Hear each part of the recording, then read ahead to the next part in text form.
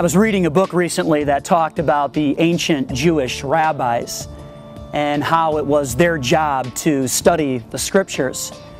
And as they would study, sometimes they would come across a verse or a paragraph or words that were very challenging and they couldn't understand. And the book described how when that would happen to these rabbis, they would actually offer up a prayer to God, and it would be a prayer of thanksgiving where they would thank God for the blessing that would eventually be theirs if they would just continue to work hard at studying that verse or those words and come to an understanding of what God was saying there. And these rabbis would call this process wrestling with the text, and they would refer to the story in Genesis chapter 32 of Jacob when he wrestled with an angel.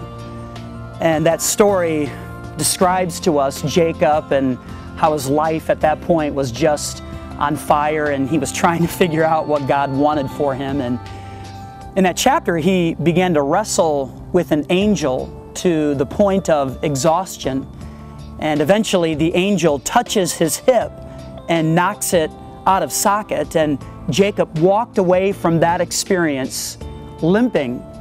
He was forever changed by that experience and his persistence.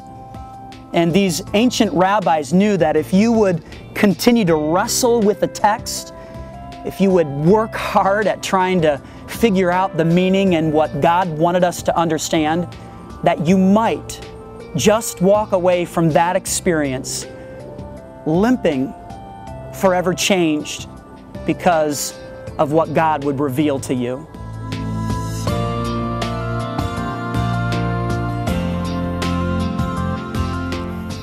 Maybe our challenge as modern worshipers is that we have no limp. We have no limp because we haven't wrestled and we really haven't tried to search out the words of God and what they mean. Some people limp though. They limp because they've worked hard at the process of discovering God and His words, and they are forever changed by the experience. So here are some takeaways. Choose to discover God in His words. Work hard at it. And then secondly, wrestle and don't leave until you walk away with a limp.